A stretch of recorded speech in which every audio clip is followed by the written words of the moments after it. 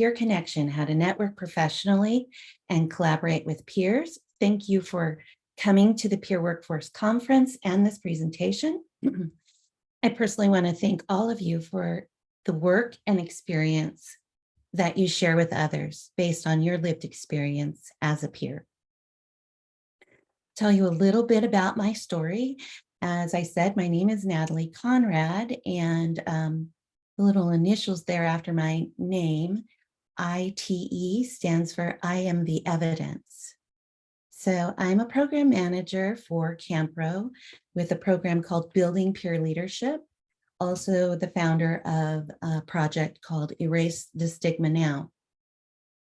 So in true peer fashion, I'm going to give you a little bit about my background to tell my story, and also why I wanted to talk to you about networking.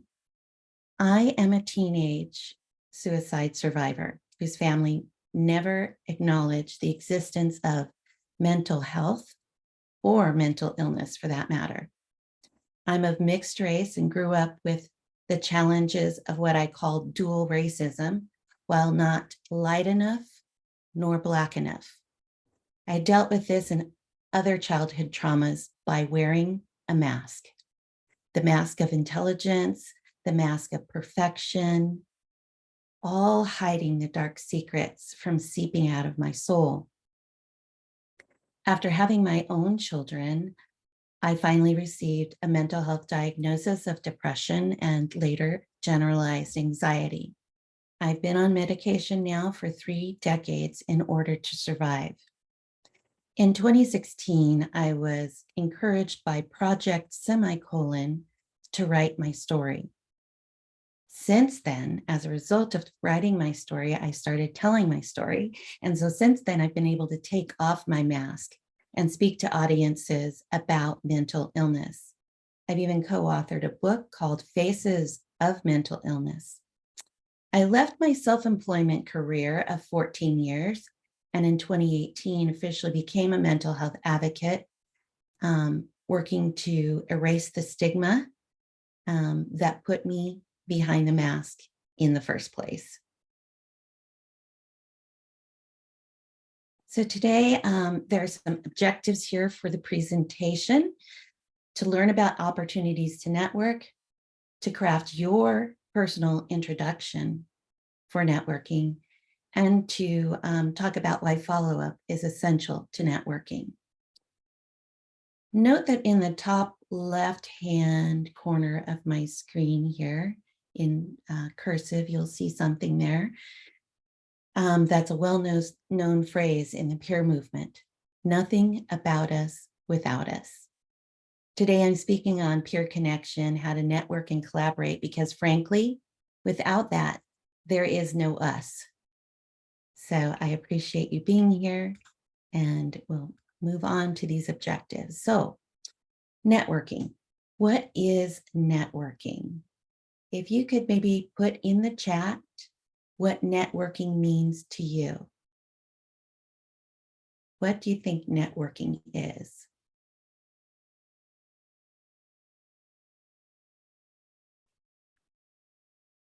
And Justin, if you want to read a couple of those aloud for me in the chat, that would be really helpful. Again, this is an interactive, what I hope to be interactive space. So please don't be shy. There are no wrong answers. Oh, I see. I can see the chat now.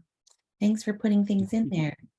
Connections, making connections to build community, connecting with others, collaboration with others, reaching out to other peers and working together. Great. You guys have the right idea. Meeting others with similar interests and the intention of collaboration.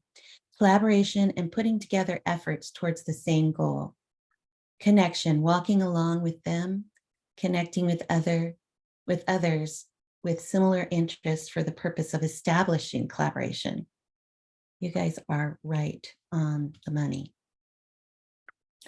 We're also going to be talking about where there are opportunities to network and what it's like to network online versus in person. So the definition of networking is the exchange of information and ideas among people with a common profession or special interest, usually in an informal social setting. Network often begins with a single point of common ground. And that's what most of you spoke to, right? Connection in the chat. I wanted to point out the people here in the picture. This little lady here with the black pants and the green top, that is our late Sally Zinman. She was the founder of the organization that I work for, CAMHPRO, the California Association of Mental Health Peer-run Organizations. And then this gentleman down here holding a button that says nothing about us without us is Mr. Jay Mahler. And he was from the Bay Area, and again was another leader in the movement, in the peer movement, who trained a bunch of peers, hired a bunch of peers, and both of them are still talked about, and all the lessons that they have taught the generation after them. So networking is used by professionals to widen their circles of acquaintances, find out about job opportunities, and increase their awareness of news and trends in their field. Business owners network to develop relationships with people and companies that they want to do business with.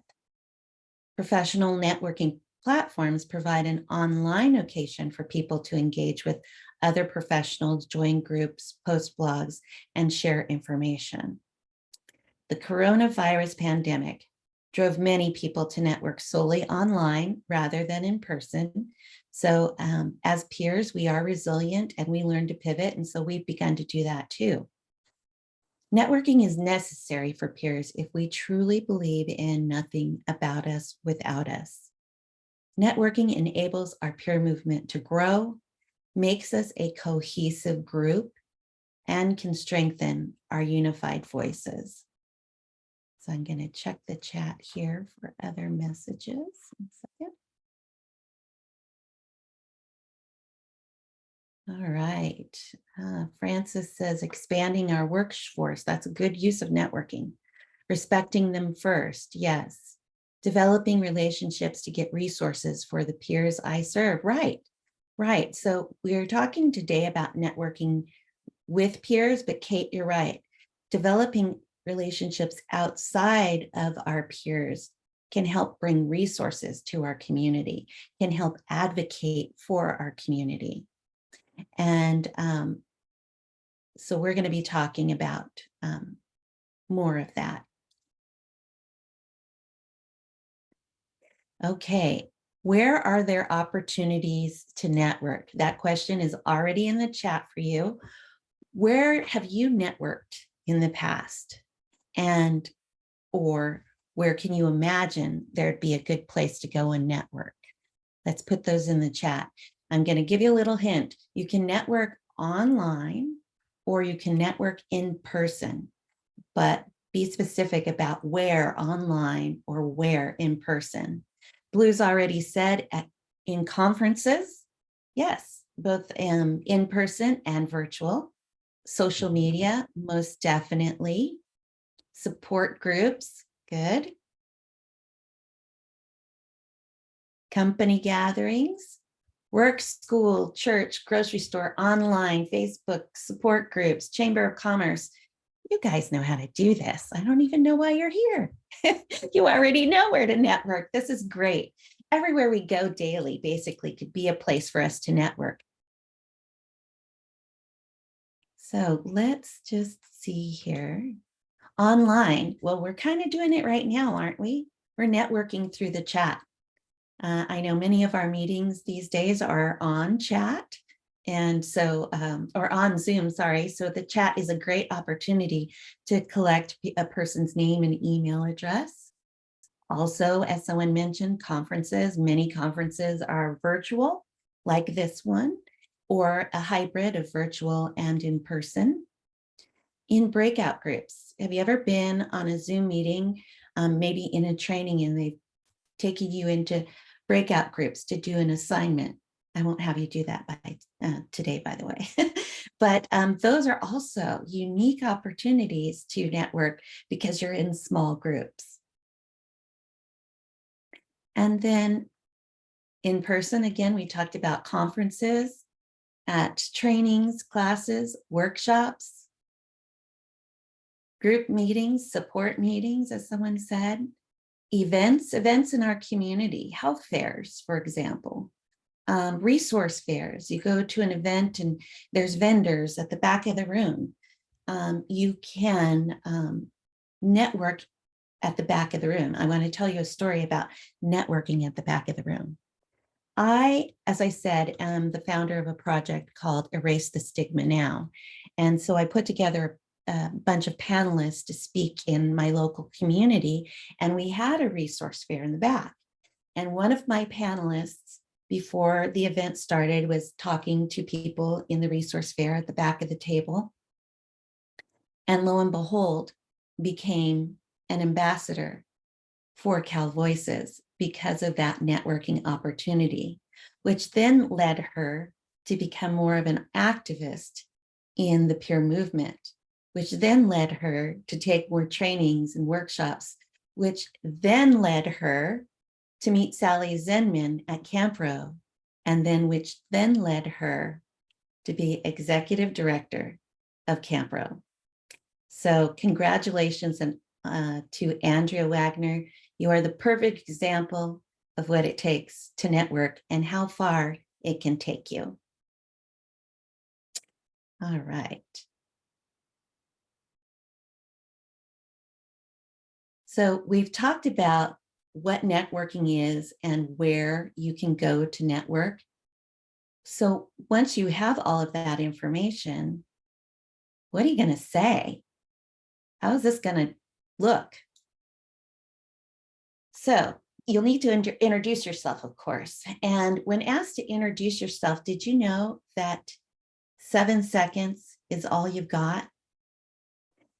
It's all you've got to make a good impression. According to an article in Forbes magazine, some research even suggests that in 1/10 of a second, let me say that again, in 1/10 of a second, someone has already judged your trustworthiness, whether you can be relied upon to be truthful and honest, just looking at your face. So I hope you've already decided that about me, Natalie, because we've been here more than 7 seconds. But our introduction is very important when people can make judgments within 7 seconds. So we're going to delve into what is called an elevator speech. It's just a term that we use for how we deliver our introduction. And I will tell you what it is and why you would need it, who needs it. So let's play a little game here. Get your fingers ready for some chat box responses. We're going to talk about first impressions, but in Family Feud, true Steve Harvey style, we're going to do some survey says. So in the chat, tell us what you think is the number one element needed when making a good first impression. What is the number one element you think is needed to make a good first impression? I'll give everybody a minute to write those things in there.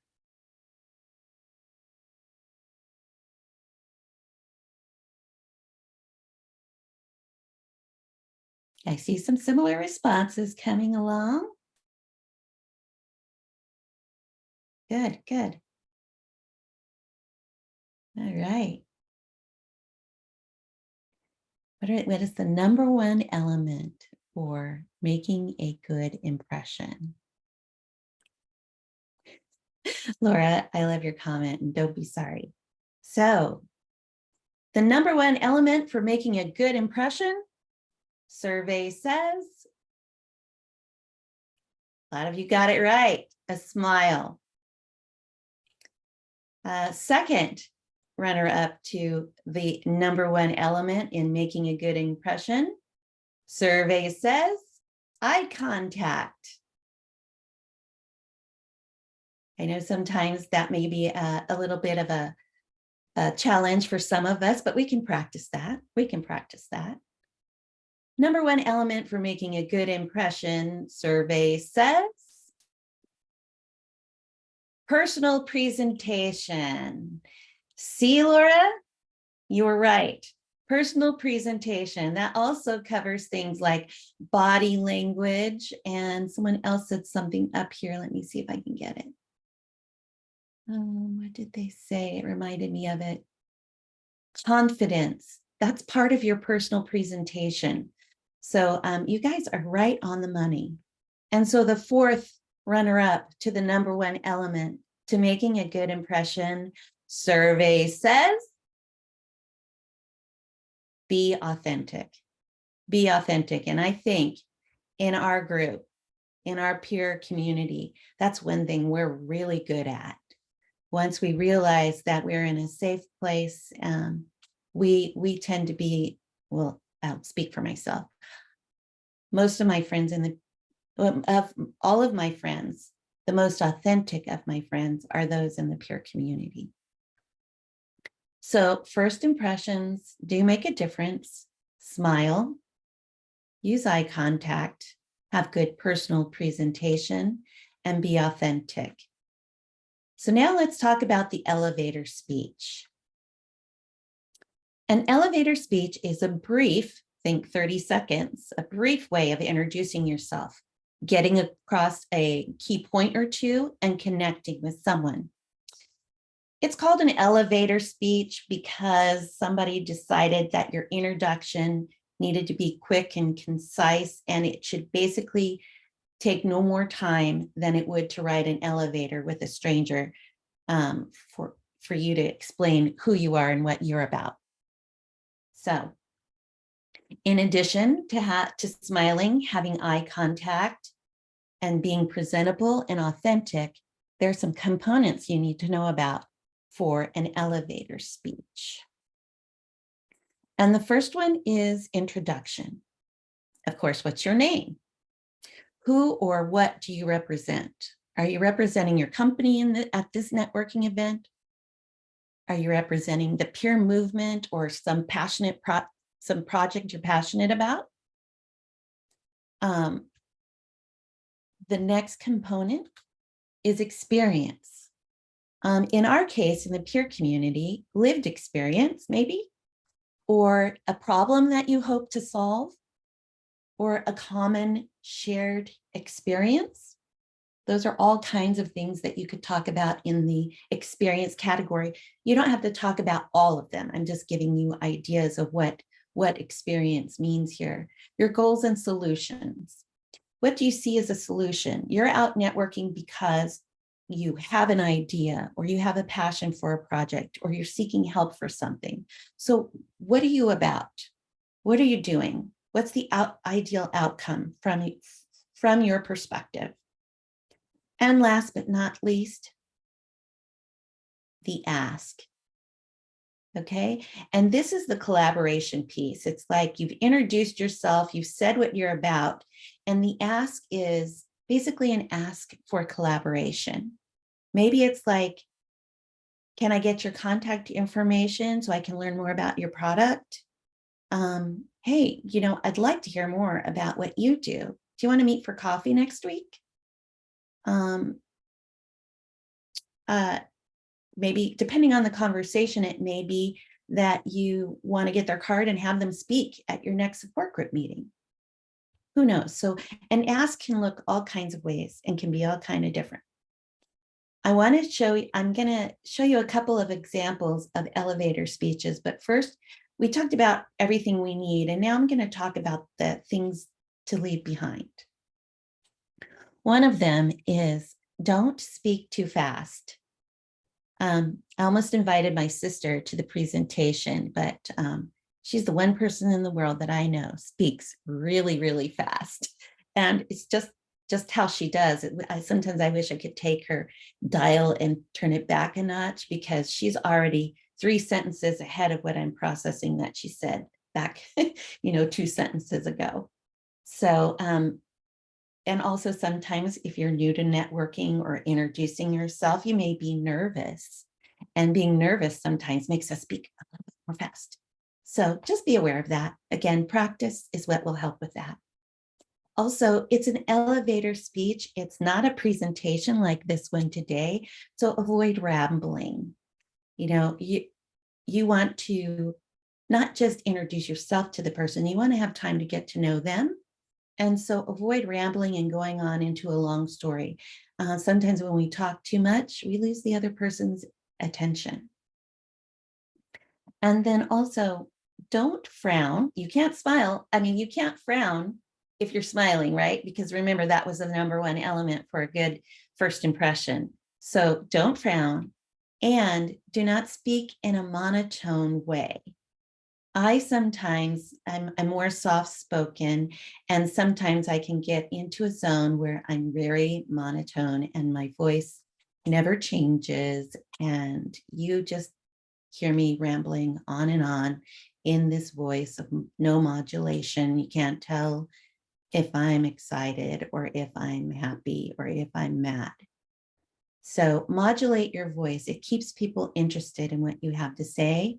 Keep your facial expressions friendly and open, and smile. So I want to take a moment now and see if there's any questions right now about these 4 components: introduction, experience, goals, and the ask. You can either raise your hand or put a question in the chat, because I want to hang here first and see if anybody has any questions about this.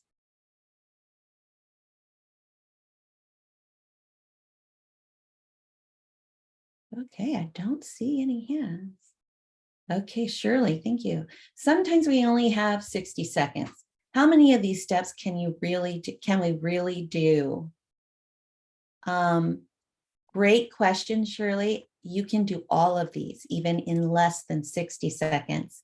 And yes, Ascension CC, I am going to provide examples. That's what's coming up next.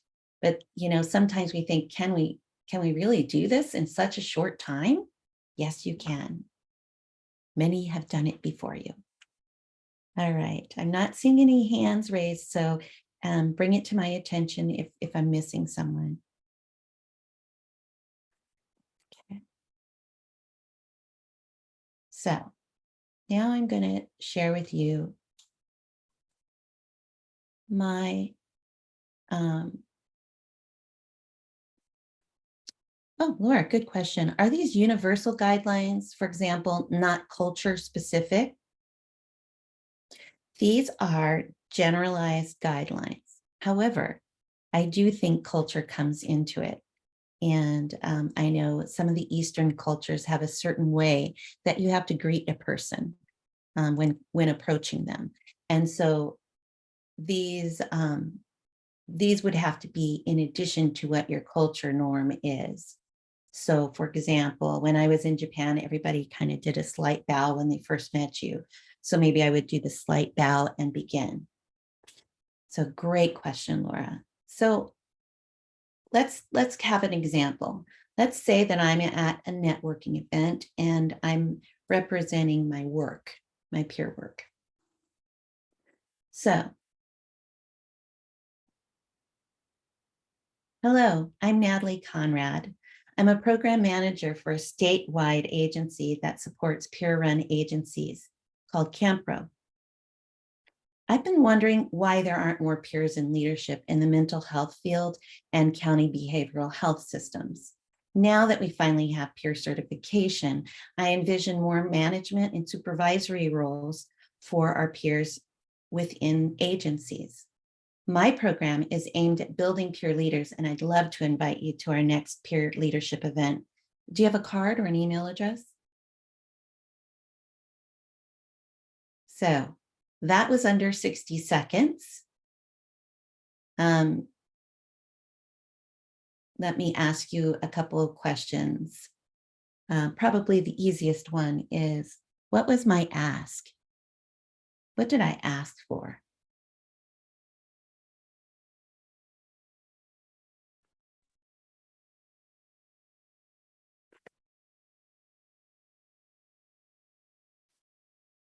follow-up connection, business card, contact info.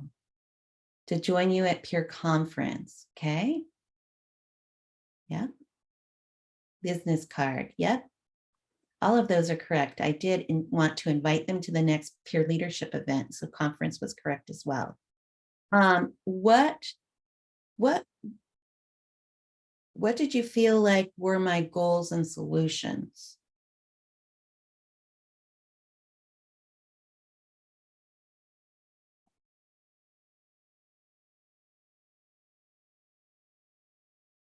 What were my goals and solutions?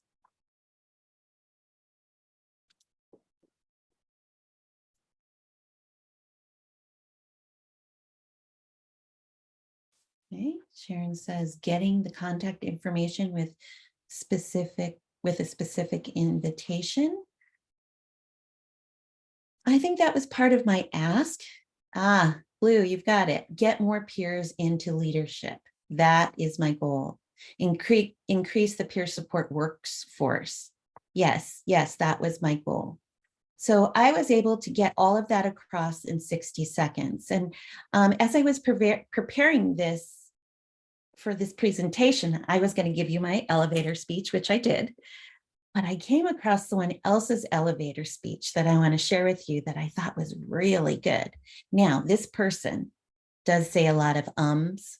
So if you are a Toastmaster, please forgive them. But the content is there and I timed it and it's 38 seconds. So let's see if I could get this video to start. That is the question. Okay, so this is an elevator speech by none other than Elon Musk. And when the video stops, when I stop the video, I'm going to ask you the question. So the question that I'm going to ask, just so you're listening for it, is what was his ask? Okay. So I'm going to start it and stop it because I've got to advance it to the point that I want you to hear. The CEO of Tesla Motors, Mr.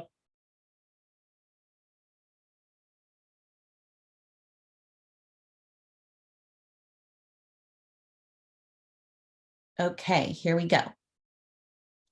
To say to them? Well, just that we really appreciate your support for Tesla. I mean, what we're trying to do with Tesla is to change the world by bringing electric cars, sustainable transport to the world, and showing people that an electric car can be fun and sexy and fast and long range. But in order to be successful in that, we need people to take a chance on the company. We need people who are willing to be early adopters of new technology, people like yourselves. And without people like you, there's no hope for a company like Tesla. So thank you. So I know you have a very tight schedule, so let's move on. All right. So 38 seconds. That was a very concise elevator speech. And, you don't have to do it in 38 seconds. I just wanted to point out that it's possible to do an elevator speech in 30 seconds. But ideally, you need to stay between the 30-second, 1.5 minute range. 2 minutes is pushing it. It kind of goes into that you're rambling category. So it's all about knowing what you're going to say and practicing saying it. So remember that question I asked? What was his ask? So go ahead and put your answers in the chat. What was his ask? Take a chance with technology. Say it again.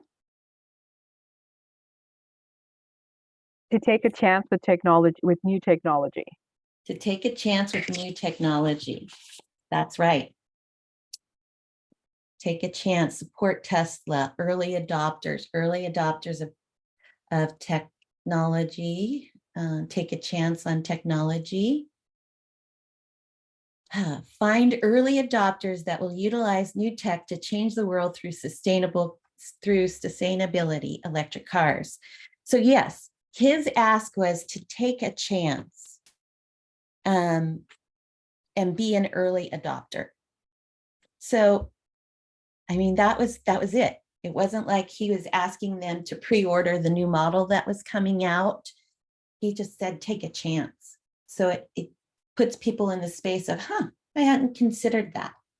So there's ways to have an ask that don't require something of a person, doesn't require them to give you a business card or to give you money. So now let's see if I can do this. I have a document to share with you. So I'm just going to put the link in the chat.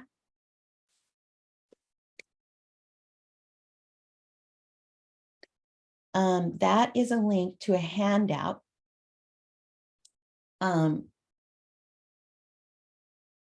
for developing your own elevator speech. I'm going to put something else in the chat.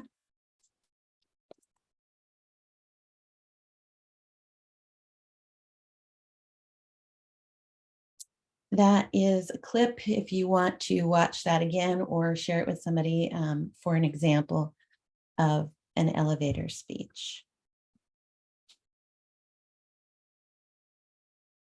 So let's go to the next slide. Well, I think this is where I want to share my screen with you. Yes, I do. All right, give me a moment so I can share my screen.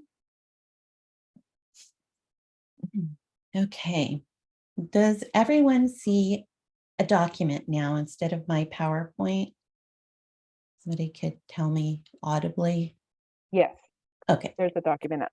Thank you. Okay, so the first link that I put in the chat is to this document, and it has the 4 components: introduction, experience, goals, solutions, and the ask there on it. And then down there in the bullet point section under each category are suggestions of what to use. Now, I don't want you to make your elevator speech and hit all of those bullet points. Those are suggestions. You can mix and match, you can add your own.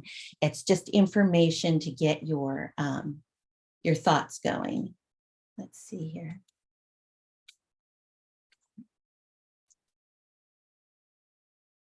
Okay, let me get to the next page for you. Okay. I don't know why I'm having trouble with it today.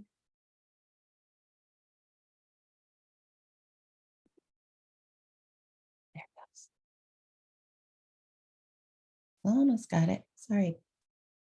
I don't know what the issue is.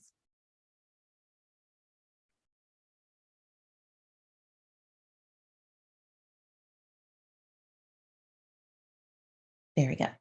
There's 2 more pages to the document that I was trying to show you. So on page 2, my intro, my experience, goals, solutions, and ask. These are just places for you to start to write ideas that you might have after this presentation about what your intro would look like, what experience you want to portray, what goals and solutions you have, and what are you going to ask. Now, this isn't one and done. You don't make this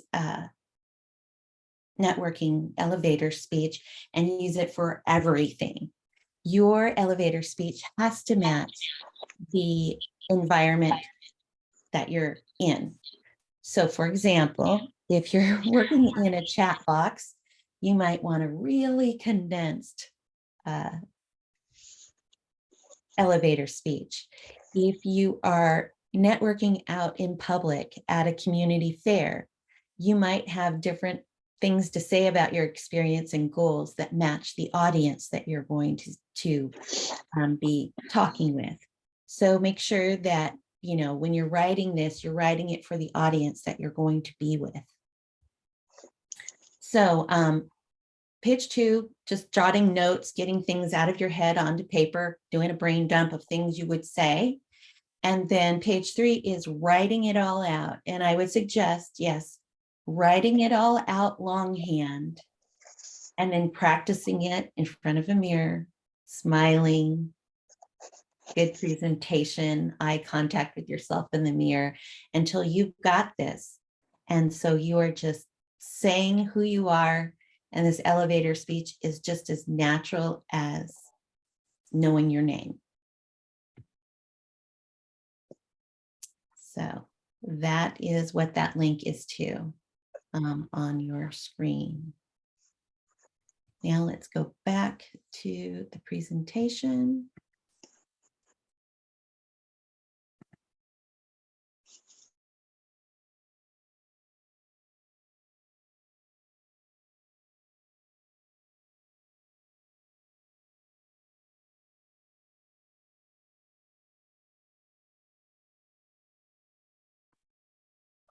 Natalie, I'm so sorry. Could you please unmute yourself?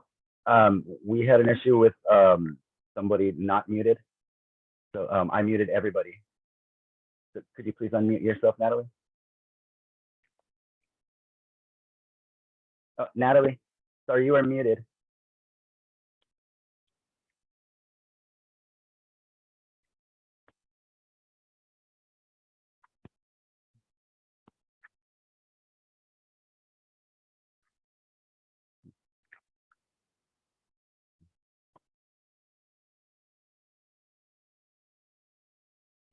Okay, can you hear me There we now? go. Yes, sorry about that. That's all right. I Thanks had for- I had to actually mute everybody and switch it to don't allow people to unmute themselves. So I had to ask you to unmute. I'm sorry about that. Oh, Someone no, asked me to mute. no worries, no worries. Thank you for that. There we go. Thank you so much. Uh-huh. So far we've addressed what networking is, places to network, first impressions, and the elevator speech. The last component of successful networking happens after the event, and that's the follow-up. Okay, let's imagine you went to an in-person event with your elevator speech and it worked out really well. You did some networking and you're excited about the people that you met. So what's next is follow-up, right? Follow-up is essential for building relationships. If you have a system for this follow-up, it makes it easier. And it's important to keep things organized as you do your follow-up. Otherwise, people will think you ghosted them. So let me go back to the right screen. All right. So following up is essential to building a relationship with the peers that you meet. Here's some key reasons why you want to follow up. Find shared passions. Often at a networking event, you're talking to several people and you haven't spent a lot of time with any one person. And people create groups because they want to share their passion. They want to share their ideas, their similar problems, their similar values. So you want to follow up to find something shared between you and be able to discuss that, collaborate. You always want your relationships to be a win-win. You don't want anyone to lose. So always try to find a common ground in this building of relationship. Maybe you got to tell when you met this person, they know all about you because you delivered your elevator speech flawlessly, I'm sure. But they really didn't have a speech, or your talk got interrupted because it was time for the next thing on the agenda. And so maybe they didn't get to tell you much about themselves. So you make it a win-win by making sure you know as much about them as you tried to deliver to them. Doing this will build long-term relationships that are authentic. Trust them. Trust them if you want them to trust you. Relationships are built on mutual trust. You can't expect somebody to trust you if you don't trust them. So make sure you make an effort to let people know, that you find them authentic and trustworthy. Okay. I see some questions in here from Dean. And we'll get to those, Dean. Just give me a minute. I don't want to forget them. They are great. You'll also, when you're following up with this person, want to share knowledge and skills. Now, when I say this, all of these things here, I don't mean the very next time you follow up with them. I mean, as the relationship develops. I know that you have knowledge, experience, and skills, but that knowledge, experience, and skills is not just for you. You need to share it. And that's also part of collaboration. And every time you say the word skills, I think of that movie Taken by Liam Neeson. I've got a certain set of skills. So you also want to help them. I know Cher is big on the helper principle. Everybody has problems and issues to overcome. So if you help them, then that builds your credibility and your trust. And again, helping is a valued piece of collaborative work. Listen and learn. You're not the expert on everything. You have to listen. You need to lean in and listen more than speaking as you're developing these follow-up contacts with these people. And if you've used something that they've told you about or done something that they've told you about, let them know that. Let them know that. That further builds the relationship. Your part, and then you want to motivate. In your relationship, you want to motivate them. You're part of a huge peer community. Whether you know everyone or not, you need to help others to become better, to keep going, to become leaders. There's so many more reasons why we need to build these relationships, and follow-up is the key to doing so. And often, that's kind of left behind. So I recommend having a system for following up. A system. System stands for saves you stress, time, energy, and money. And I'm also going to add another little one in there, maybe even embarrassment. So have a plan. So I'm going to talk to you about a plan. And in fact, it would be ideal if you had a plan for follow-up before you even went to the networking event or began networking. This plan is individual to you, your personality style, and the tools or apps that you like to use. You may be a person who hates to make phone calls, but excels at writing great emails to people. Work within your strengths here. Eventually, it's not a bad idea to add other follow-up skills to your repertoire, but go with what you know at first as you work your plan. So I'm going to read these steps here for follow-up. And this is just a generic plan to give you an idea of what a plan could look like. Again, you'd personalize it to your own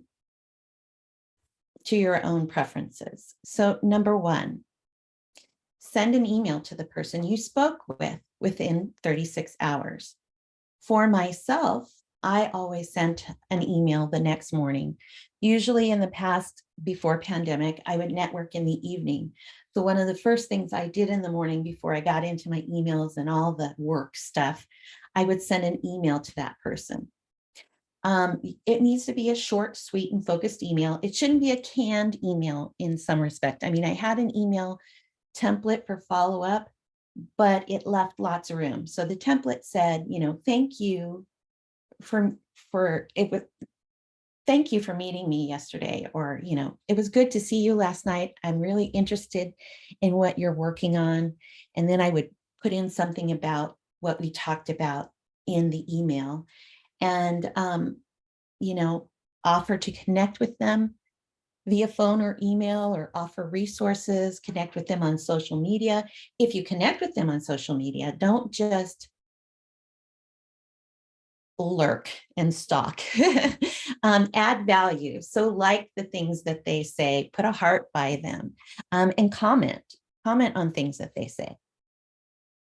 And then invite them to an event or schedule a one-on-one. So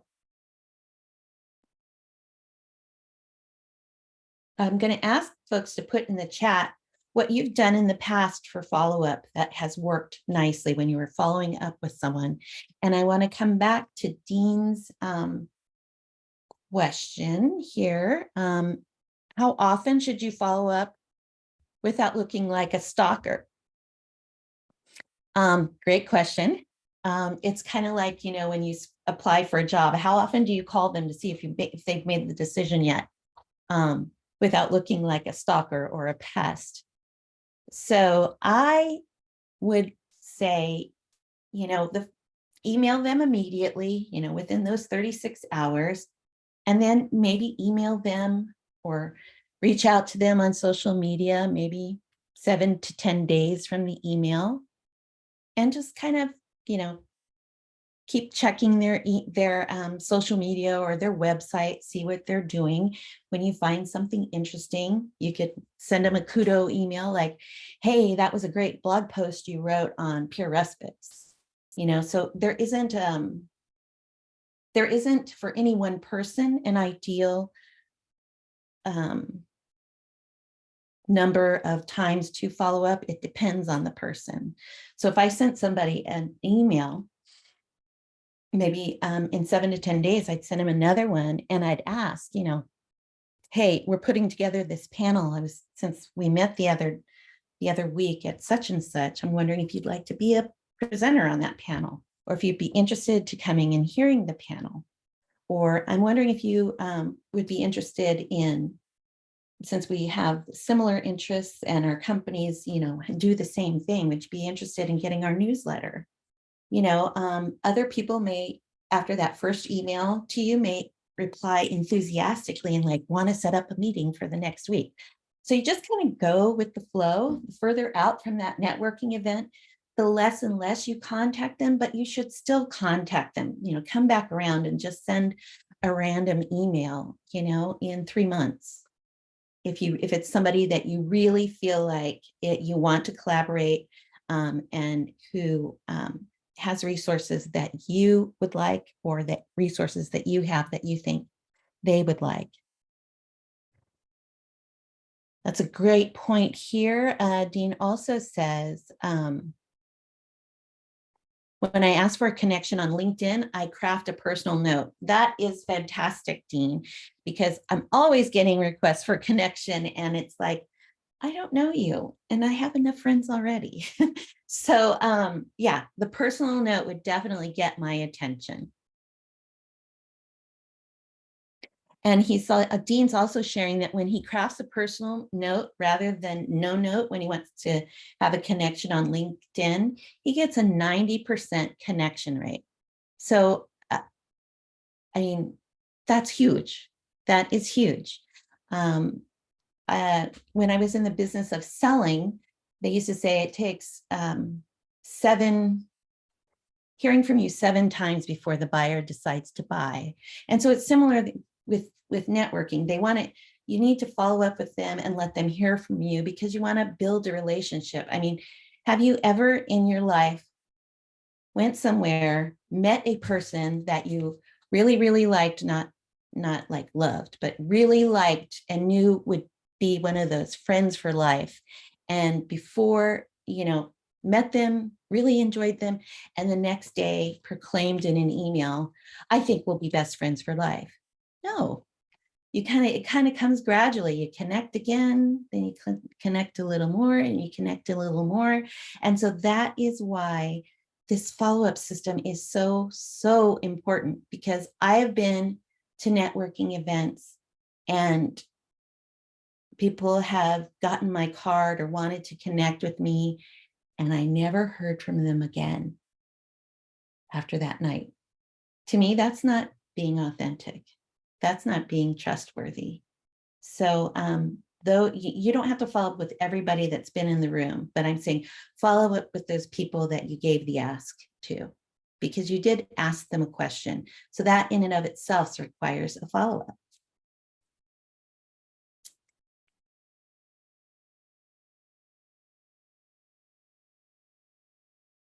All right, and be organized.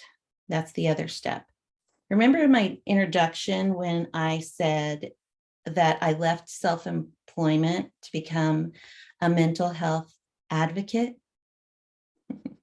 Well, that was a 14-year career as a professional organizer. I love organizing. I dream organizing. So I'll try to stay off my soapbox because I can preach organizing. But it is important to have organization in your follow-up. Again, it's like following the plan. Here's 4 things that can help you stay organized with your follow-up. use a phone or calendar reminders to follow up. So you just met me and you sent me an email today.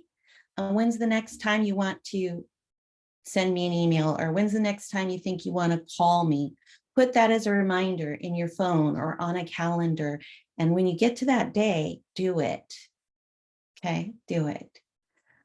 Put their information, if somebody gives you their information, put that information in your contacts immediately. Your contacts, whether it be your phone, your company database, etc. And if you can, note when and how you met them. As a professional organizer, I used to do this all the time. I'd meet somebody and I'd get their phone number.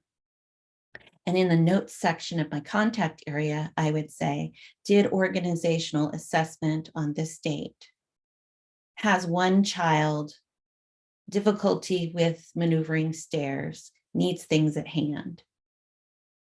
And, you know, I would write whatever note that would help me remember that person, because there's so many contacts that you will have over the course of your work in the peer movement. And, you know, you won't always remember everybody. A year from now, you're going to go, Natalie Conrad. That sounds familiar. Why does that name sound familiar? And so I've used it. I went back and looked people up, you know, again, in the follow-up, I'm following up with that person a month later. And, you know, I'm like, oh yeah, they had trouble getting up and down the stairs because of a bum knee. So when I called to follow up, hey, it's Natalie, I'm just calling to follow up from our assessment. And I wanted to ask you before I forget, how's your knee doing? Again, connection. And then after you've done that connection, you know, I've just called that person, then decide when I'm going to call them again, or what I'm going to do next to reach out to them. So maybe I'm going to invite them to the Declutter Challenge in October. So I will make a note to make sure to invite so-and-so to the Declutter Challenge. And then the fourth point, ask them if they want to receive emails or project updates. Please don't assume that because they gave you their card, you can just put them in your database and start sending them newsletters. There's actually something called the Spam Can Act, and you're not supposed to put people on your list unless they specifically say, yes, I'd like to receive your newsletter. And if they don't want to receive your newsletter and you ask them that, that doesn't mean stop contacting them. That just means, you know, it's a casual connection. I'll just make sure to keep them updated. So if I have something exciting coming up, like the state conference, they're not getting the newsletters, right, that tell everybody about this amazing state conference. So I may it's an excuse to follow up, just send them an email and let them know, hey, we're having a state conference in Sacramento. Check out this link and register, it's free. So that's just some of the steps to being organized. And I got lots of information here in the chat. So let's see what this says here. I'm hopeless with social media, including LinkedIn. I just loathe it. And so don't keep up. Does this put me at a major networking disadvantage? Absolutely not. Remember I said earlier to use what tools you're good at, what things you like. Maybe in the future, adding in LinkedIn is something you could look towards, but you can definitely network for the rest of your life without social media and build collaboration and meet people and help people. So don't worry about LinkedIn if you don't like it. For example, I can't stand Twitter, haven't been on it. I still network. So not a disadvantage, and don't even put that idea in your head.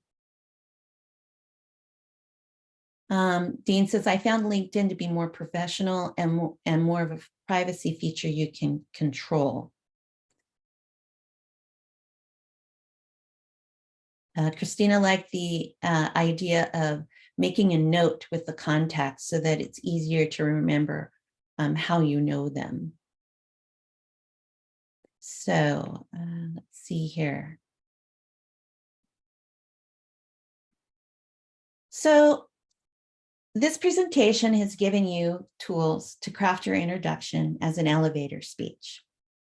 we've reviewed the where, how, and why you want to begin networking with your peers. And I've shared some follow-up techniques and organizing ideas to help you be successful in networking. Let's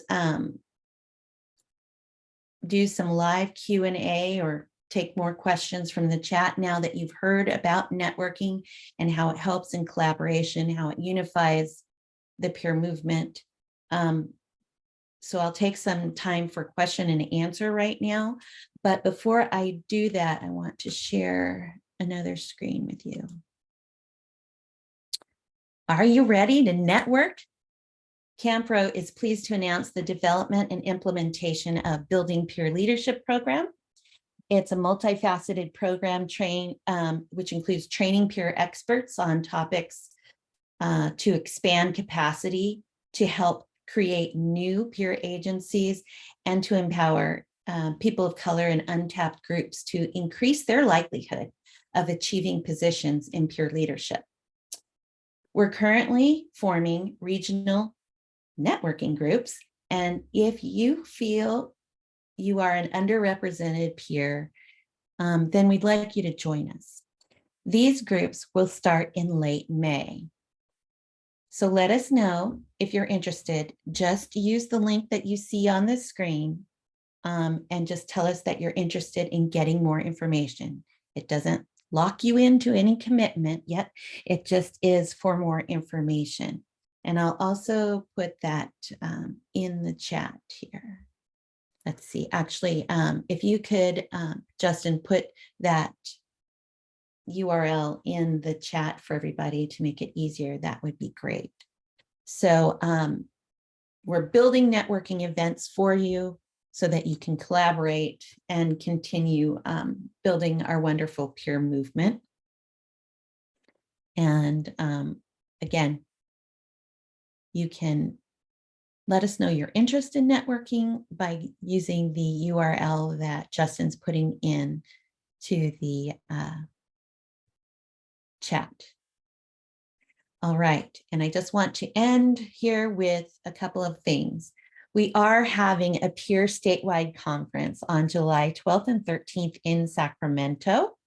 You can go to our website, CAMHPRO.org, and get information on that. It is a no-cost registration. You can also find out more about the Building Peer Leadership Program by going to our website, CAMHPRO.org, and CAMHPRO is CAMHPRO.org.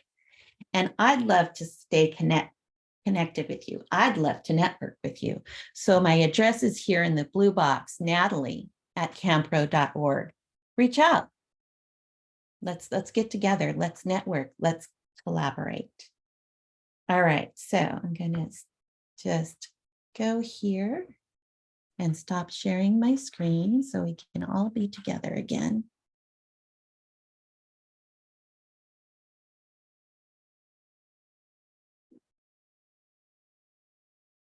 If I knew how to do that. Okay, how come I can't share my screen? I mean, unshare my screen. That's actually what I'm trying to do.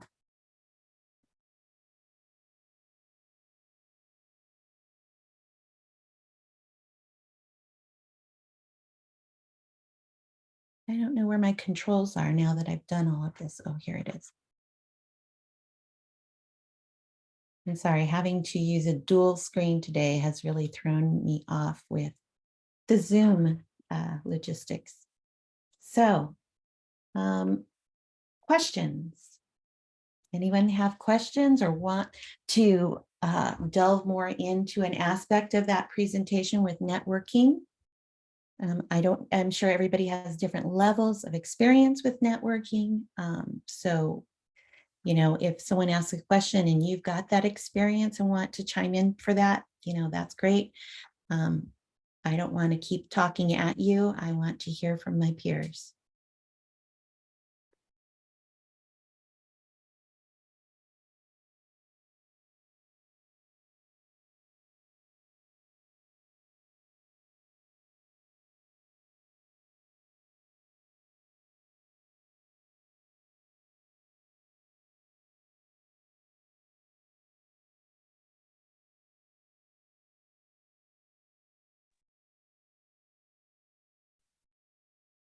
Oh, I have switched it. Everyone can unmute themselves now.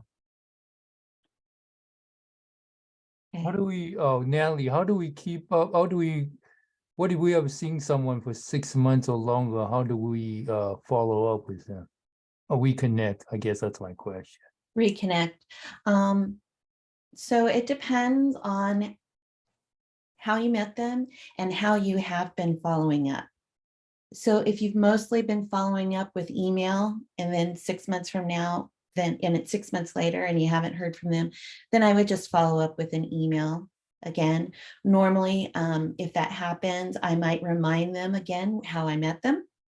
And I might try to send something of value. So, if we talked about advocacy, I might put in there, hey, I saw that, this thing is happening at the state capitol about SB whatever. Do you know anything about it? That kind of thing. So remind them how you met and give them something of value if you want to reconnect. Does that help? Yeah, thank you. Mm-hmm. Yeah, because networking is a two-way street.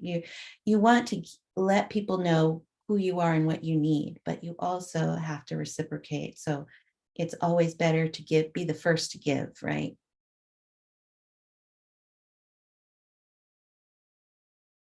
Anybody else?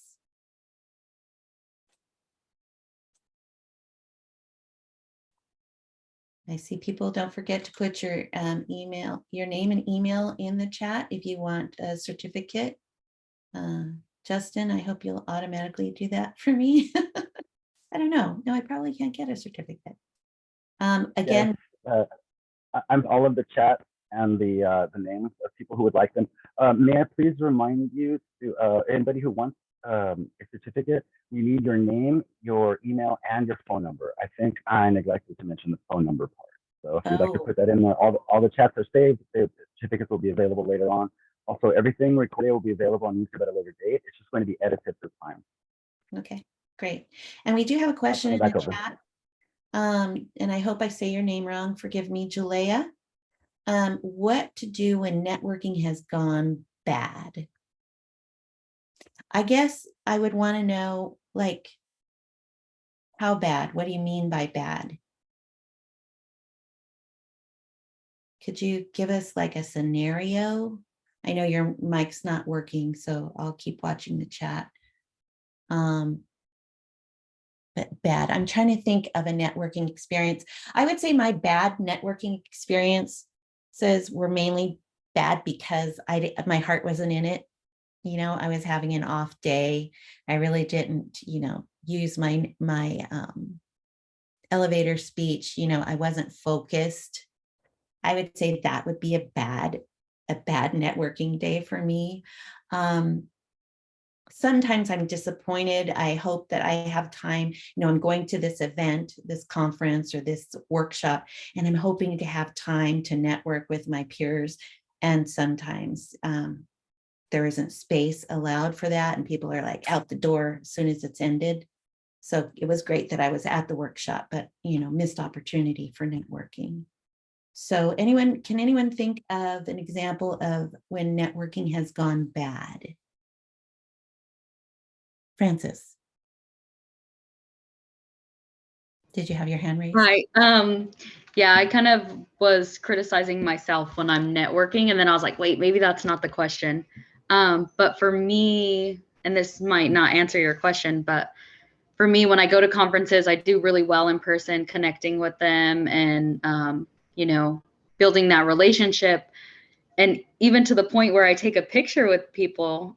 And now I'm so grateful for this. I feel like I have a lot of work to do because I don't really do the after contact. I don't send those emails or call them unless something comes up where we're aligned again. So I feel like for me, that's really bad, after hearing all this. And now I want to go and send out all my pictures that I've had from the last year since I've been in the peer movement and connect with those people and let them know how meaningful our connection really was, even though I didn't contact them afterwards. So that's all for me. Well, it's a learning process, right? Yeah. And So I think you know how to network, but you need the follow-up plan. Yeah. So I would challenge you this week to write what a follow-up plan would look like.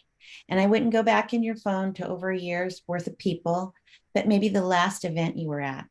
Send an email to those people if you have it, or text them, however you have their information. Reach out to the people from the last event after you make your follow-up plan for that event. Yeah. Awesome. I'm going to do that. And thank you for this because I needed it. Really grateful I was here today. Great. Thank you for being here. My bad experience when people, like, I tried to talk to some people and they just like ignore you, or they kind of like indifference, won't shake your hand. That's the bad experience I have. Thank you. Okay. So bad experience, people aren't paying attention to you, aren't no eye contact, aren't, you're extending your hand, they're really not interested. Good. They're not interested. I get to move on to the next person. Because if you're having trouble making that connection that you're trying to make and it's not happening, imagine how hard building that relationship is going to be after that. So that's just not the person you want to connect with. There's so many people to network with. So I really wouldn't call that a bad networking. Sometimes you got to take the no's to get to the yeses. So they're not interested. So you're moving on to someone else. Okay, Jalea has commented about her bad experience, but before I read it, Dean, does that help? Does that answer questions? Yeah, I know. I think in sales you have to like just kind of brush it off. Yeah, thank you. Yeah. Okay, good. Yeah. Okay, Jalea says, I've networked with peers in the past to provide mutual support and to barter services, and there was not a good outcome. Would it help to follow up with both peers in writing and express gratitude for their unique talents? Yes, gratitude is always accepted. Gratitude is accepted more than a handshake. So yes, I'm sorry that you didn't have a good outcome, and I'm wondering if it was like not a good outcome or just an outcome you didn't expect, or not the outcome that you hoped for. And if that's the case, then I would just reevaluate.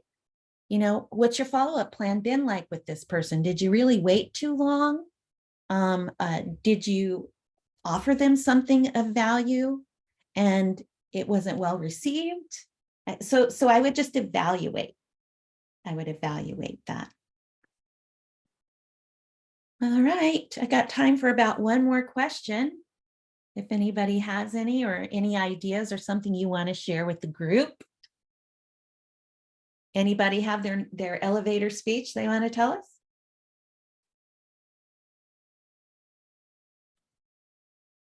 Perhaps I just wanted to say, Natalie, thank you. It was a fantastic presentation. I really enjoyed it.